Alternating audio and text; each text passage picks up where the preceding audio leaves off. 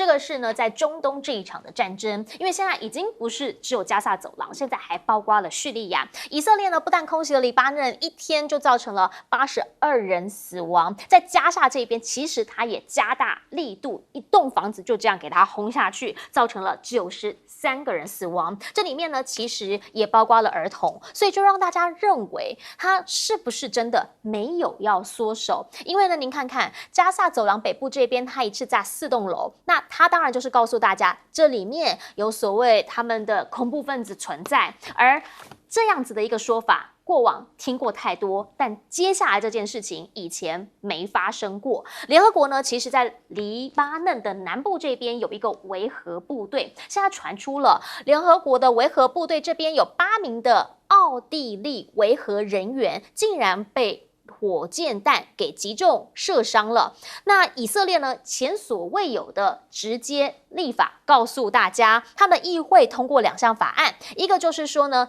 禁止联合国近东巴勒斯坦这边的难民就近还有工程处在以色列控制地区活动。换句话说，以色列它是一个联合国的会员国，但是问题是，它却要求联合国的维和部队，在我这边你不要来，这是我家，不让联合国的维和部队进来。这个就是让大家认为前所未有的危险先例。到底现在这场战争会到什么样的程度呢？应该会激化，因为真主党先前说他们的首领一直被暗杀之后，2号人物在接手就直接讲了要让以色列先哭泣，他表示自己绝对不会先哭。那以色列呢这边直接跟大家讲了，PO 了这个人的照片出来，说哎呀，他的生命已经进入倒数计时。换句话说，他还呛暂时任命而已啦，不会待久，他一定会把他拿下，会再一次的开启这个斩首行动。也因为这样，所以传出国际油价持续的再往下探，中东这边的战火呢没有停歇，以色列现在说要用外交手段来解决黎巴嫩的冲突。这个如果是真的的话，那当然对于中东这边情势来说会相对缓和，但是很多人是选择不太相信，或对这件事情抱持着存疑的态度的。毕竟他跟伊朗之间的仗还没有结清。看到是伊军的总参谋长，他就直接讲了，说上次呢他们不是袭击了伊朗吗？他讲伊朗如果再对他们发射导弹的话，他一定会再次到访伊朗，表示说你来我往，我之前是没有完全发挥我的实力哦，你接下来再来，我就会让你好看。那这个纳塔尼亚胡这边呢，则直接讲了，说他们的内阁部长有再一次的被告知，很有可能会再一次发动袭击，要来回应先前以色列纳塔尼亚胡他的住所不是有被袭击，那个时候他跟他太太都不在房子里嘛，但这件事情他们列在账上，还没有完全对此来做出回应。伊朗现在呢，也因为持续不断的你来我往，2次的这个导弹射击、火箭弹射击，其实对他们来说有点伤，所以他们现在决定要提高自己的国防预算，达到200%，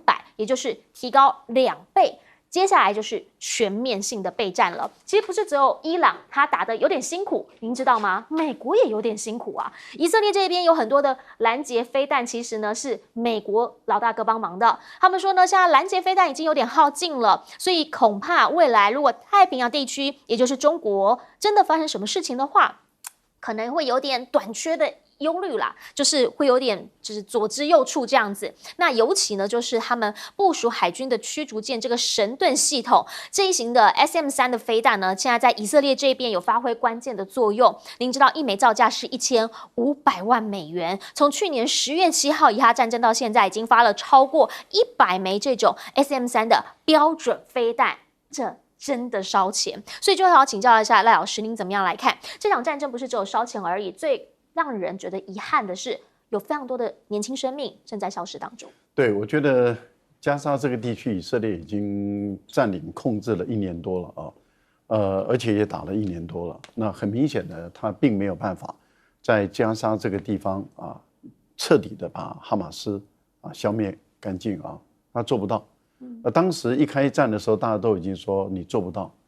那内塔尼亚胡说给我1个礼拜，后来1个月。后来半年过去了，现在1年过去了，他事实上是做不到，到今天为止还是做不到。但是由于他在加沙地区杀的人太多了，有4万多人被杀，其中有2万多人是老弱妇孺。现在又开辟另外一个新的战场，对于黎巴嫩的南部啊这个地方进行了这样子一波再一波的轰炸，平民百姓死亡的人数越来越多。我们看到欧盟的即将要卸任的这个外交高级专员博雷利他自己都坦诚了，他说我们欧洲人已经失去了人性了，也就是说我们欧洲人看的以色列内塔尼亚胡这样的屠杀中东地区的巴勒斯坦人，我们欧洲保持了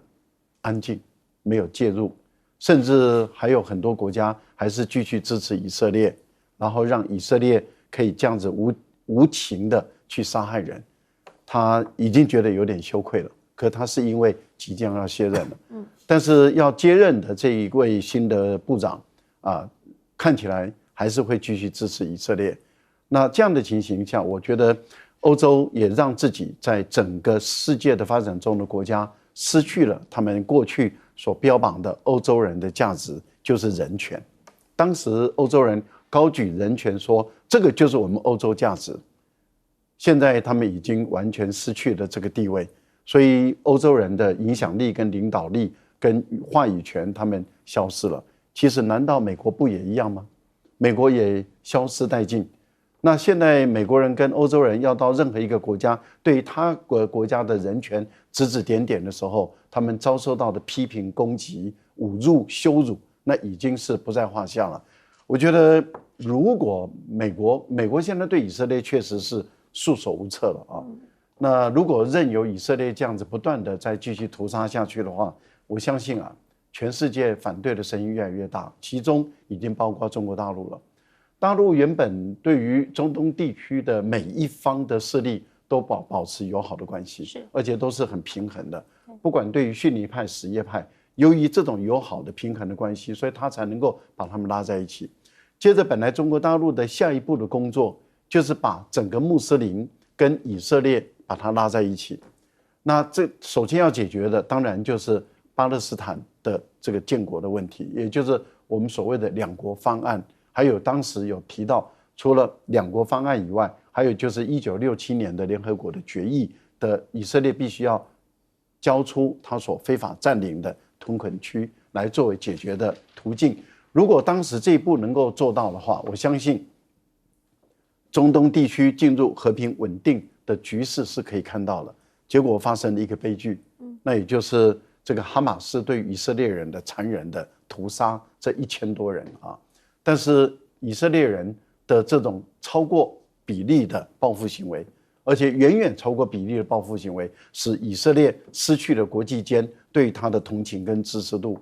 我觉得目前来说的话，以色列的做法已经让中国大陆的态度已经有改变了，也修正了。是，也就是说，我看这2天在联合国里面，大陆对于以色列的指责、批评的力道一直在升高。我觉得这个对以色列是不好的。以色列如果是完全不在乎中国大陆的强烈的批评、批判而且要求以色列制止的话，那大陆如果转向，因为大陆现在已经越来越同情伊朗等这些国家，如果以色列完全不在乎中国的意见，你就不能够阻止中国大陆对于伊朗的若干的防御性武器的攻击。那这个就会改变了这个地区的这个军事力量的平衡。我觉得这个部分以色列还是要考虑进去的。也就是说，现在呢，如果说美国老大哥持续站在伊朗的背后的话，那当整个全球国际间的舆论以色列的背后以色列的背后的话，那如果说国际社会对于这些的舆论，他心里头的想法是，同情弱者了，那是不是会让更多的势力来介入？想请教一下彬哥，原因就是因为呢，现在双方持续的在校正当中，那国防预算提高不在话下，美方这一边呢，其实他担心的是什么？他担心的是，我这样子会不会我没有办法回防我的太平洋？伊朗说他要调高国防预算，这当然只是一个象征老实讲，调高国防预算哪有那么快的事情？又不是立竿见影。这东西这也是慢慢来，这是表达他一个态度。是因为老实讲，他会做这样的事情，我觉得其实是有一点示弱了，也就是他其实在另一个角度，就是在告诉大家他。暂时现阶段是不会做大规模的反击，因为实际上大家也都知道，伊朗其实目前欠缺这样的实力，更何况以色列背后还有美国，那以色列其实也是故意呛下，因为大家也都在质疑你上次对伊朗所谓的攻击是不是虚晃一招，是不是大家套好招？好的。所以在这种状况下，他故意讲一点狠话。我认为暂时以色列跟伊朗之间大概不会发生进一步的冲突，也蛮困难的。美国也不希望他们发生冲突，所以也在极力斡旋当中。那导致呢，以色列这一场仗打下来，其实看起来以色列好像节节进逼，好像威风八面，可是实际上以色列其实也受到重创。然后你想想看，一个国家1年的时间都在战争，虽然战争的发生的地点不是在他自己的本土，可是问题是他所有的工商业活动全部都受到影响，所以他的经济遭到非常大的重创，他的武器储备大概都打光了。其实如果不是美国一直在提供给他的话，他大概也快撑不下去。所以在这种状况下，以色列当然不可能就这样停住，他既然都已经花了这么多的成本下去，他一定要回收。所以在这个加萨走廊，他一定会实现他的全面占领。那在黎巴嫩南部，他一定要建立他的缓冲区。那他现在故意先在这个加萨这边先说，哦，你联合国的以后不准难民救援部队不准给我进来。他是在跟谁讲？你知道？跟黎巴嫩那边的联合国维和部队讲。他意思就是说，反正你马上就要比照办理，那你不听是吧？我现在先丢几颗炮弹吓你，让你受伤，你再不走，我跟你讲，以色列是真的会赶哦。你不要以为他不敢哦。以色列是真的敢哦，那我觉得联合国维和部队恐怕接下来支持不了多久，因为他们毕竟不是战斗部队，你要求他们在那边直接跟以色列对抗也是强人所难，所以以色列是一定要往这个方向去走。那以色列要往这个方向走，那抱歉，美国就只有不断的输血给以色列，别无选择，这就是美国的现况。所以就算美国的弹药枯竭了，抱歉，你美国爸爸自己去想办法，反正以色列就是要。所以我觉得美国自己也让自己陷入一个很尴尬的境地，但是他没有办法。那如果上台的是川普的话，川普跟纳坦雅胡好的要命，接下来恐怕会更支持以色列的这些行动。那我只能说，美国把自己过去几十年建立的信誉全部砸在这一场以色列的扩张战争当中。是，请教汪老师。是，刚刚韩明哥讲到说，川普大概上台之后对以色列更好因为川普其实现在在选举过程当中已经讲了 ，do whatever you have to do，就基本上就告诉纳坦雅胡说，我觉得我相信你的评价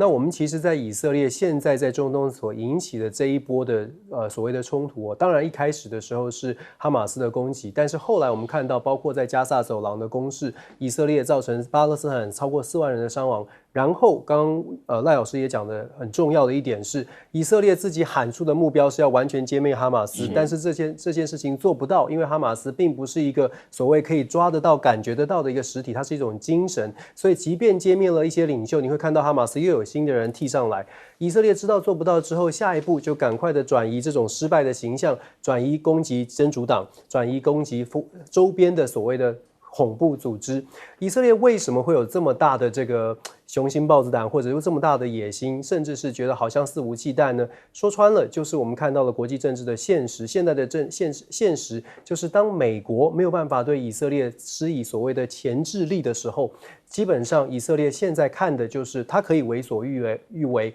包括了我们说欧洲的国家，虽然在旁边摇头叹息感叹，甚至联合国都发表声明谴责，但是能做的非常有限。以色列紧抓的现在美国总统大选当中的选票跟钞票这2件事情，选票有关键的摇摆州的犹太族裔的支持，钞票不用说，犹太势力在美国有多大的影响力，我相信所有人都知道。美国535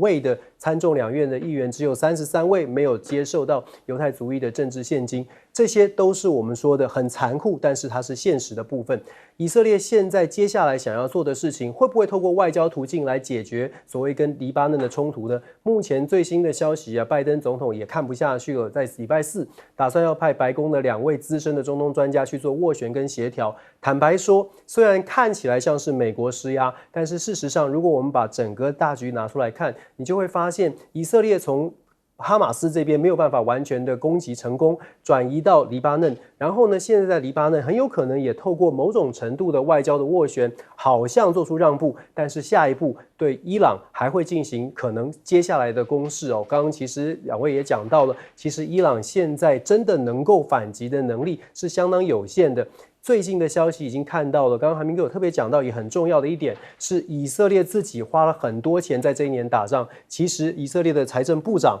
央行的总裁都跳出来了。今天讲的一句话呢，是说2025年不是以色列的战争之年，而是要退出战争的年份。所以啊，其实以色列大概做完黎巴嫩的这场战争，外交斡旋停火之后，下一波对伊朗再进行攻势，攻击到一定的程度就开始收兵，然后呢，把纳坦雅胡的政权稳固了，这才是纳坦雅胡心中最重要的事情。其他的跟政权无关的，对纳坦雅胡而言，什么和平啊，或者是所谓的人道救援，事实上那都是像是外表的包装而已。回过头想到的都还是自己啦，这真的就是政治上面的现实。但是大家也想问，这找和平特使去，或者是派特使去有用吗？布林肯都去11次了，您觉得有效果吗？现在呢，其实在拜登政府来说，大家就要问，他们是不是做什么都会叫旁边的小老弟要跟上，原因是因为欧盟现在正式拍板定案了，看到他们对中方的电动车已经征最后的这个最终反补贴税，上汽这家公司是最高的，是35.3%，这个课税的政策呢将会持续达5年之久。这里面呢他会说，我也不是只有针对你们啦，是中方制造的，所以呢特斯拉，如果说能在中方这边有制造出口的话，那你是7.8%。上汽我们刚刚说最贵的35.3%，那吉利呢是18.8%，比亚迪17%。那不是只有这一些而已哦。你这边如果合作，等于说呢，在调查期间有跟我们合作，跟我们有所往来的，那最后是被加征20.7%。大家就讲，再加上一般关税，其实最后你知道是将近有快一半的45.3%，这是非常高的一个数字。那中方这边当然就讲了，他们不认同、不接受，已经在 WTO 的争端下提出了诉讼。那这个呢，他们针对这件事情，中欧在星期5的时候会展开新一轮的谈判。毕竟啦，彼此之间都还是持续的告诉你，我可以谈啊，我不是铁板一块啊，但是我线下需要有些动作。为什么他持续要谈？因为它内部其实也有反对的声浪，比如说啦，德国汽车现在说呢，他们的巨头要关3大厂了，这里面所影响到的当然就是数万人的工作收入，永久性减薪10%，计划冻结薪资2年之久，要减少成本，这一些东西就会引起他们在年末的时候可能会有一股的罢工潮，而且在车子一件事情上面，不是只有欧洲这边，比如德国这边的汽车受到了影响，美国的福特汽车呢，他们也一直以来都在备战准备当中。比如他们的福特 CEO 就自己讲了，过去半年，你相信吗？福特的 CEO 他过去半年说他开的是小米的苏7，为什么？因为他说我要研究一下他们的车怎么样。开完之后半年了，他说他爱不释手啊，还不想还车啊，所以他认为中国车企是一个生存上面的威胁。最主要原因也是因为他们在做电动车这一块亏了很多，所以呢，他们降了全年的财测。那目前呢，他们希望能够推出的是什么？是如果说客车一般的这种轿车做不赢的话，我是不是从皮卡这边来下手？就是从不同的车种、不同的需求来做切入。最主要也因为在中方这里，他们其实持续的在把车市做大，我们说卷得很严重。比亚迪呢，现在说要挖角了前英国的高层，因为他们其实即便你帮他加税或什么，欧洲的市场业务他们并没有就此放下，因为他在8月的时候已经在欧盟这里的电动车销售成长有将近2%，19%。那苏7我们刚刚提到被那个福特 CEO 爱不释手的苏7啊，他刚刚呢性能版的部分刷掉了特斯拉保时捷新台币，你知道他开卖10分钟就被破3000张，也就是说呢，它预售价格365万，结果开卖10分钟就已经有3000多张的订单进来了，就让大家确实的看到它的实力。那与此同时，北京呢，他们是直接由官方来带动，所有的中央机关呢说要求带头使用国产的新能源车，希望这个能够变成一个潮流，当然也跟他们目前希望转由绿化、绿能这样的一个大政策方向是有关系的。也因为啦，这里面有很多的技术，好，比如说他们有用到一些晶片等等等，美方都很在意。美方现在呢也再下一城，他们要限制的是大陆的高科技、半导体、量子计算，还有 AI。目前美国企业还有个人，如果你有在这方面做投资的话，你必须要好好的回去审查一下了。要对中方投资，现在会有一个新规定，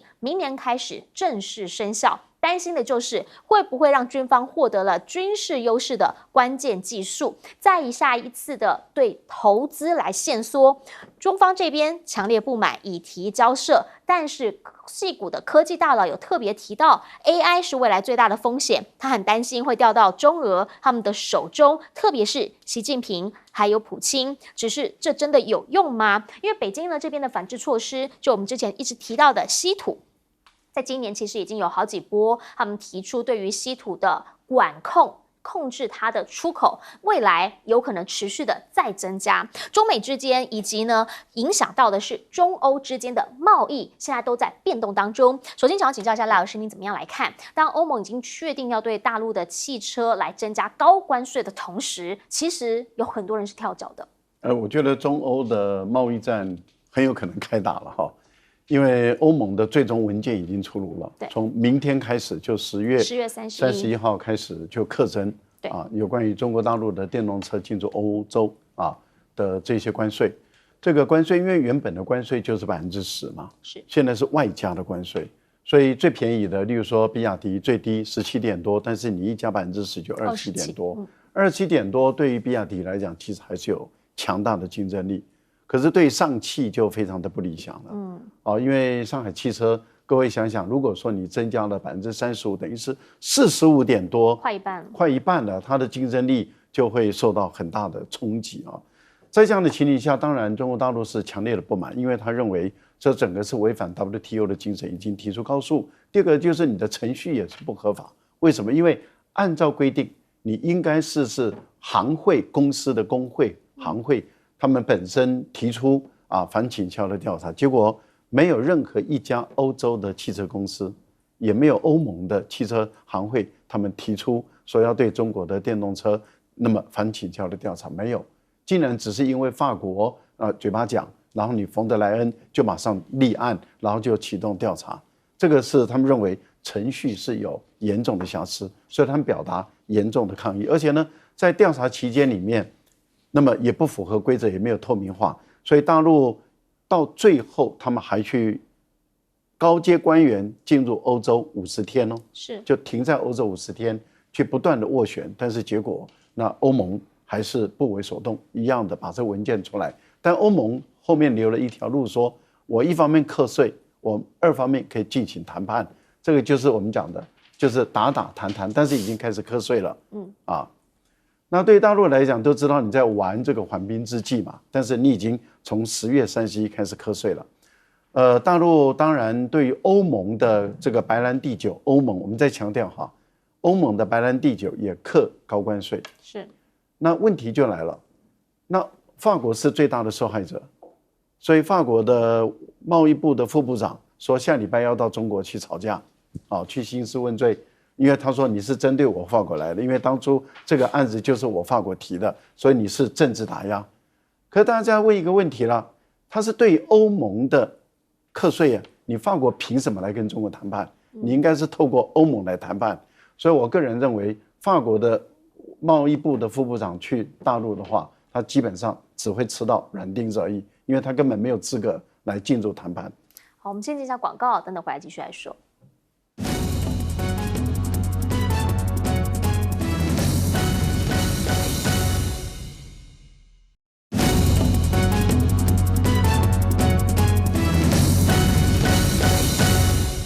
我们说欧盟现在呢，最终已经是要对中方的电动车补贴来祭出罚则关税了。那中方这边有一些反制措施，其实欧盟内部的意见也不太一样，请教翁老师。是的，其实我们看到欧盟用关税的方式来抑制所谓的中国电动车，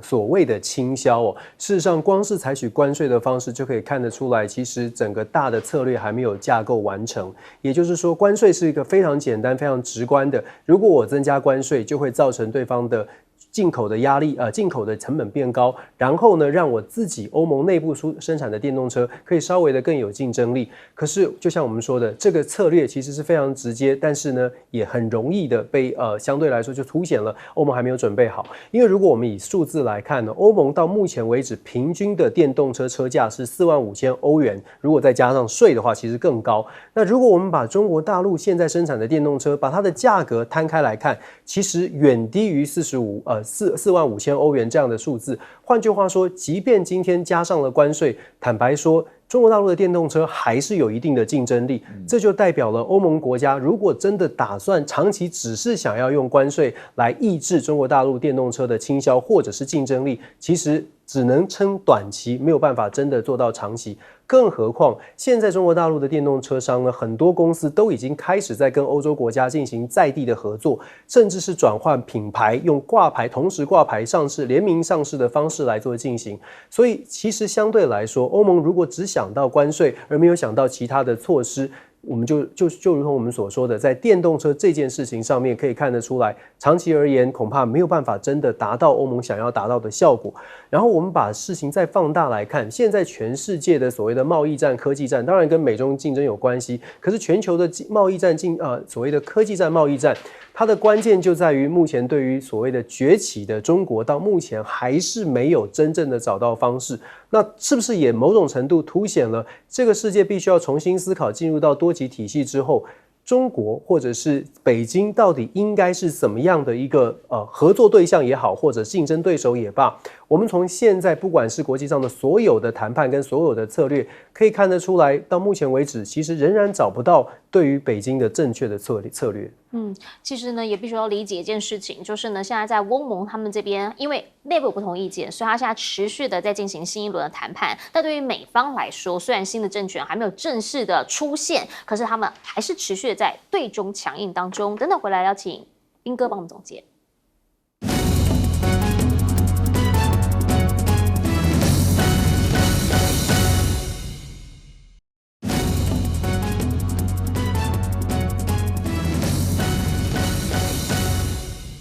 节目最后要请彬哥帮我们总结。我觉得欧盟虽然他们现在做出来这样一个增加关税的一个决定，而且是惩罚式的关税，可是他们还是没有放弃谈的。其实我觉得欧洲人自己心里头也很清楚，其实欧洲现在最大的危机不是去你加关税，去把这些大陆的电动车挡住就可以解决的问题，而是欧洲车正在丧失它自己本身的竞争力，这才是它本身最严重的问题。它在中国市场为什么福斯汽车是最早去中国大陆设厂的欧洲厂商，它本来市占率非常高，以前曾经一度到40%以上，那现在为什么节节下滑？因为它的车在大陆竞争不过大陆的汽车嘛，这是它最严重的问题嘛。它不管是燃油车或是电动车也好，都竞争不过，所以这样连他们自己本来再来说，它在燃油引擎有一定程度优势，它都已经竞争不过中国大陆的车子，所以它本身就是要赶快去思索，你的技术如果再不提升，你就完蛋了。同样，福特也是一样啊。福特本来要跟宁德时代合作，那现在也被挡住。那福特如果没有办法提升它的技术的话，请问一下，在未来这一个新能源车这个是主流的时代，那福特车厂要怎么生存下去？这也是他们自己要去考量的问题。这绝对不是单纯就是用关税就可以解决的事情。到最后，你关税还是挡不住。别人如果不是单纯只是性价比比你优秀，它甚至性能本身就比你强的时候，你怎么办？实际上，小米 SU7 现在就做到这一点啊。它直接在赛道上啊，那个赛道本来纪录保持人是特斯拉，然后就现在直接被它打破。而且请注意哦，前2名都是电动车。所以这代表什么？代表燃油车时代已经慢慢被超越。Porsche 做燃油车做了多久的时间了？结果现在 Porsche已经竞争不过电动车了。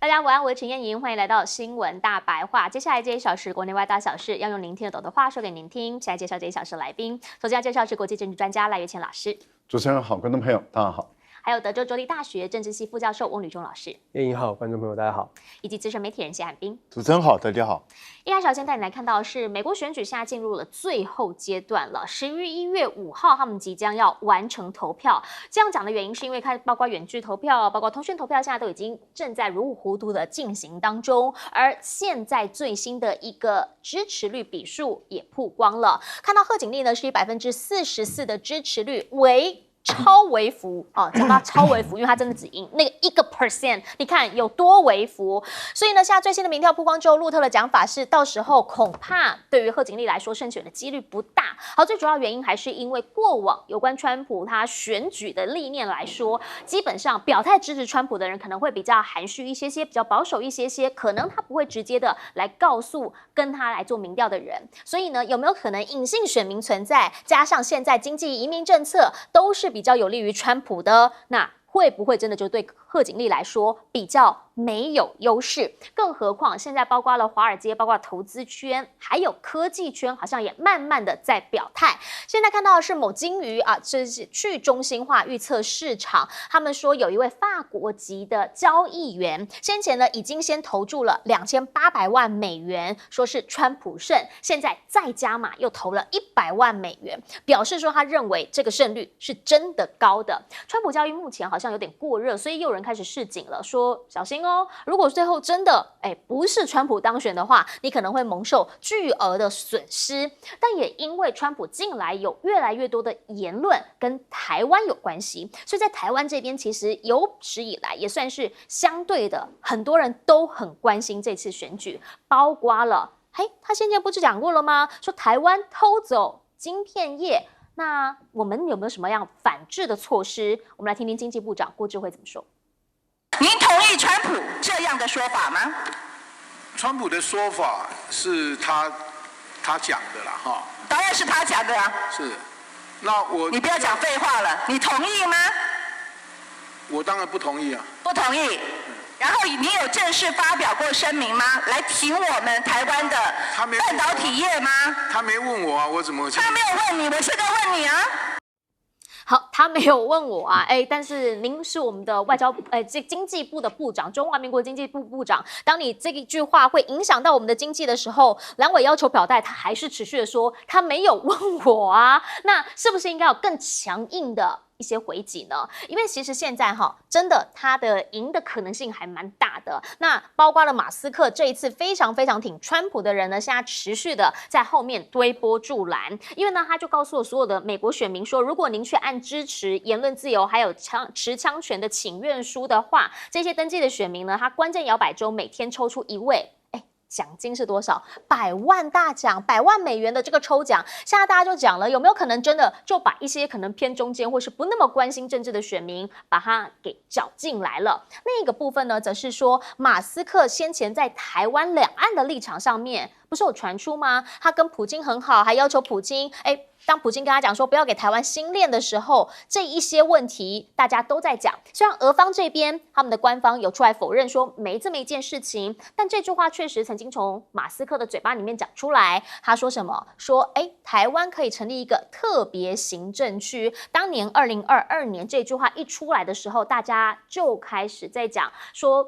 这个真的会对台湾有利吗？这个人对我们真的是友善吗？与此同时呢，大家就想问了，那中国呢？中国到底喜欢谁当总统？学者有不同的看法了。中方的学者认为，中国可能更偏好川普的孤立主义，但美国的学者认为，如果说他想要搞好中美关系的话，那贺锦丽相对的比较没那么鹰派，比较稳定，可以把它拉回正轨。不管怎么说，川普如果赢的话，有可能会升高关税，对于中方的经济可能会造成影响。现在他们也要开始做一些布局，所以也传出他们准备要发行10兆规模的主权债券，能够来解决一些地方上头内部的债务问题。而另一点呢，则是不是只有美国现在要面临换届的状况，日本前一阵子这个政治动荡，现在呢更是让学者以及路透出来讲说，可能会让大陆方面有机可乘，有可能甚至在这个时候，这个是安倍晋三的前顾问说的，有可能在这个时候对台湾军事挑衅。好，讲到了两岸之间，讲到了中日之间，日本现在呢说他们的陆上自卫队开始有一个秦号下水了，这个是一个运输舰，那就是希望说呢，到时如果真的台湾有事的时候，他们要赶紧的向前方来运送物资。也因为最近有台风啦，所以你也看到了，包括了他们的出云号，还有呢一个美国的第7舰队，这些海军舰船通通都停到了他们的横须贺基地里面，让大家说呢，这里面可以一眼看到所有的美日军舰。而日本现在一直在充实的是自己真正的军事硬实力，所以呢，你也看到他们开始要计划取得42架的 F-35B 隐形战斗机。本来呢，他们就有 F-35B， 但现在一口气要42架，可见得他们希望在海上以及呢，在他们空中的这一些实力能够再一次的来加强。但问题是，讲到了船，大陆这真的是建得非常非常快速，卫星照又照到了，说现在火速打到一个神秘的新巨舰。好，原因是因为呢，你看这个甲板上面好像非常的宽敞，应该是一个飞行甲板，甚至大家讲有可能是具备有轻型航母，可以装这个大型的2栖攻击舰这样子的一个平台特点。而也有报道指出说，这个叫民间航母出事了，因为呢这一张照片里面就有大概8架的5直10时侦机。大家就讲了，那这样子5直10本来是陆上起飞的，那如果说有个平板给他的话，是不是表示说，他整个飞行的半径、战斗的半径又再次的扩大了？可能在台海之间作战的时候，这样的半潜船可以发挥作用，毕竟它的运载能力是非常大的。大家看这一些就会想到的是，如果真的是两岸有事情的时候，我们应该要如何来做防范以及自己的军事部署。回过头想要请教一下彬哥，您怎么样来看美选？现在是最后1周了，看得到的是贺锦丽虽然赢了，但只有1个百分点。其实他们2个现在很难说谁输谁赢，因为有的民调显示是川普赢，有的是那个贺锦丽，都在3个百分点内。对，但是问题是，显然现在出现一个趋势，就是川普后来居上这样的一个趋势，也就是他已经追上来。那所以现在在世界各国很多地方，包括赌盘，看好川普的比例增加非常非常多。那这对贺锦丽当然是一个警讯。所以如果贺锦丽没有办法在最后这几天想出一个能够吸引他的选民注意、震撼人心的一个做法的话，我个人认为他恐怕要陷入非常大的危险当中。因为现在甚至很多人是认为说，实际上是川普赢，而且赢不止1点。所以这个对贺锦丽来讲，当然不是一个值得乐观的一个状况。那但是问题是对台湾来讲，川普上来恐怕好事也不多，因为川普这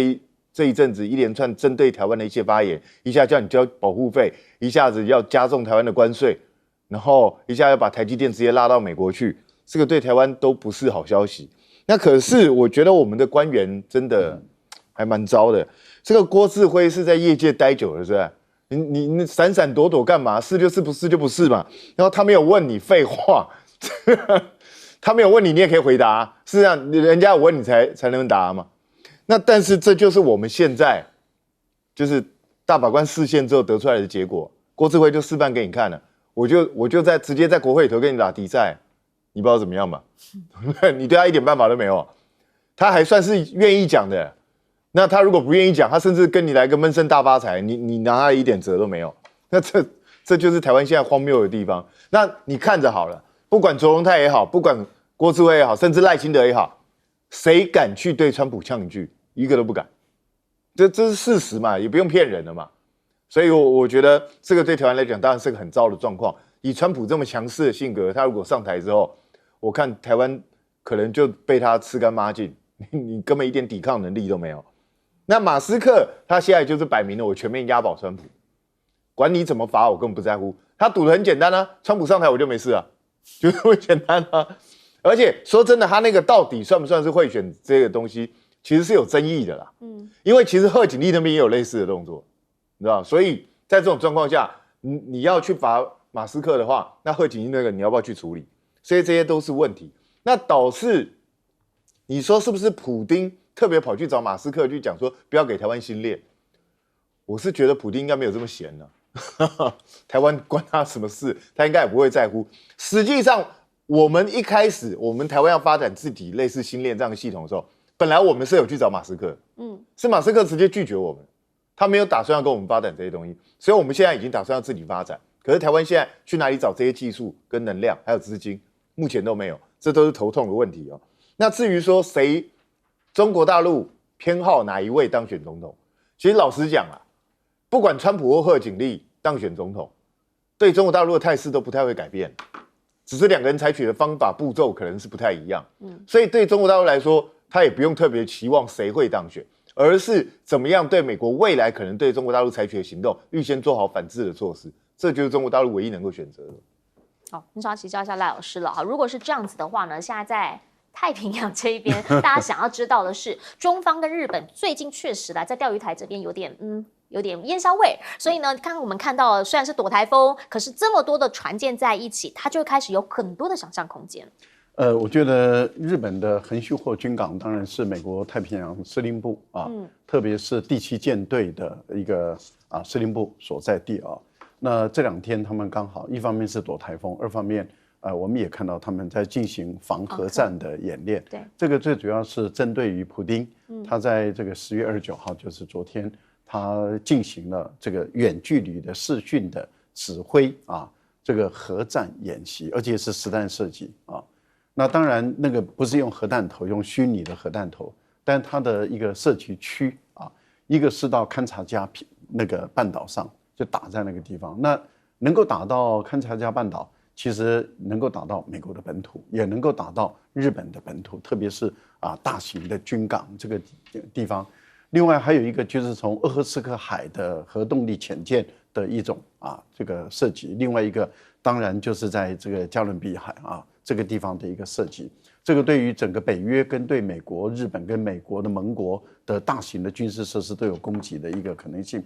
日本跟美国所联合打造起来的舰队，以现在的规模来看，没有办法跟大陆的舰队来做抗衡，因为大陆不管是北海或者是这个东海或者南海的一个舰队，总量加起来都比美国跟日本的还要大所以我个人是认为，日本即使他在拼命的造舰，意义也不大因为以目前的数量来说，还有中国大陆的火箭军，还有就是它的远相火的一个导弹的射击能力。我觉得日本如果要介入台海的战争，日本是完全没有胜面，而且日本本身也会遭到重挫我想这个是日本也很清楚，美国也很清楚的一个情形。不过我个人倒是觉得这个国资会应该要站在台湾人的立场多说2句话。当川普说台湾人是小偷，我觉得他有义务有责任告诉川普说，我们台湾人不是小偷，台湾人的半导体的发展是我们几十年来从蒋经国时代，尤其是蒋经国的时候，他的整个团队为我们台湾人打下最坚实的基础，而且是台湾的工程师一代又一代的努力的卖肝卖血卖肉不是卖肉了就是卖汗这样子一种打拼出来的，这个你美国人做不到嘛？台湾人被不知道用什么方法叫你3班的轮流。年轻人的肝就这样子伤到了，然后才把半导体搞出来，而且今天有这么样的一个基础，不是小偷我觉得国资会你要站在台湾人的立场，告诉川普，我们不是小偷，我们是半导体帝国的创造者、制造者，而且是从蒋经国时代打下来的基础。那现在从蔡英文到赖清德，你们是在享受蒋经国所打造出来的这些结果而已，这是第一个。那万一川普赢了怎么办？他认定你是小偷，你又没有证明，你又没有跟他辩驳，你又没有说我们不是小偷。然后川普如果赢了，他对台湾下手，你的对策是什么？我觉得赖清德也好，周荣泰也好，国资会也好，你要想对策，因为他已经公开了多次的强调台湾要加税，台湾的国防费用要占 GDP 的10%，700多亿美元我们的预算才2兆多台币，你要700多亿美元的整个国防预算，然后今天又说我们半导体是偷来的，像美国人偷来的，我觉得你要有对策，因为川普如果对台湾下手，你怎么办？我们怎么办？我觉得我们老百姓我们一点办法都没有。可是你是当官的你要为台湾的未来想一想啊。想要请教一下温老师了哈，主要的原因就是因为川普现在看起来胜率真的是比起前一个月又再次的提升了，那您怎么样来看？目前确实哦，我今天才刚刚下飞机从美国回来，确实在美国的气氛看起来呢，川普确实这个气势是不断的往上在攀升当中。当然呢，到底为什么会出现这种状况？我们必须说，贺锦丽现在遇到的一个状况是，她的选战策略太过于单调。如果大家关注贺锦丽一直以来所论述的，她并不是太强调她自己很行，而是在强调川普不适任。这个选战的策略呢，事实上在刚开始还有所谓的政党支持者红利，也就是刚刚拜登宣布退选之后，他在民主党的支持者心中呈现一个新的气象的时候，这个红利存在。可是现在因为一路以来几个月以来都在讲川普不适任，可是没有呈现为什么自己适任。这个部分呢，选战节奏、选战策略的单调，导致选民对他的期待开始慢慢的往下滑。再者呢，包括贺锦丽他自己可能在表演政治上面遇到的对手太强了。川普是一个非常厉害的表演高手，他在一举手一投足之间都自带流量。这一点呢，在最后的选战的最后的关头，其实我们知道选举过程当中，理性的选民、有关注政治的选民早就已经下了决心了。剩下这一个礼拜是这些可能平常没有在看政治新闻的人，他可能觉得现在来打开电视看一下推特，看一下 TikTok， 到底是谁有一些论述。那我们看到了，包括川普在麦当劳的表演，事实上很多的论述都被剪成小的短影音，在美国的一般的选民手机上面都可以看得到。光是在表演上面就让川普再加上 Elon Musk 大力的投注确实拉抬了很多的声势。所以现在贺锦丽呢，在全国的民调微幅的领先，其实对于民主党来说就已经很紧张了。更何况现在所谓的关键的7个摇摆州，基本上都是一个平盘。这种平盘长期来说，对过去的经验来说，对民主党并没有很有利我们在台湾呢，常常听到大家问说，刚刚赖老师其实讲的很有道理，就是说对策才是重点。在台湾的政治人物常常在问说，谁当选对台湾比较好？其实我觉得这个研究课题基本上就错了，因为作为要强调台湾是一个主权独立的国家那就不会是说哪一个大哥当选比较好，而是思考说，如果说谁当选了，我们有什么对策来跟对方来做要求。事实上，我们看看周边的国家，包括日本、韩国，哪一个国家不是如果美国提出要求了，对方会相对的来说，对，我是要妥协，可是在妥协过程当中，我要谈判，我也要得到一些东西的。所以韩国的三星不会在亚利桑那州设厂，而是到德州去设厂，因为韩国的政府有协助要求在设厂的位置上面要做调整。所以我们在说看到美国的选举，大家都觉得很紧张很激烈，可是台湾真的要去思考的问题是，究竟有没有打算要像美国有的时候适时要说不？我想这个是很重要的，就像刚刚赖老师所说，对策是什么？那当然我们说马斯克的这个，刚刚韩明哥有讲到 Elon Musk 他这个是不是一个灰色的地带？确实是灰色地带啊，这也是为什么他们其实找了很多律师在演绎到底这件事情能不能继续推。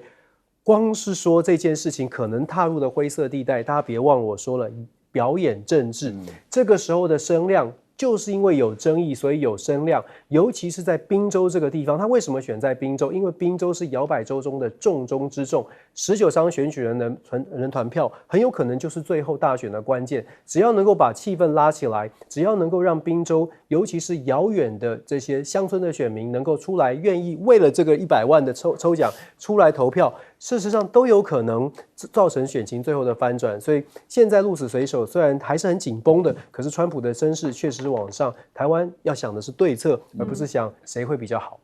确实啊，现在选情还没有真正的明朗化，因为就是50-50这种平盘。那这件事情也可能会影响到未来这几天美国人民的投票。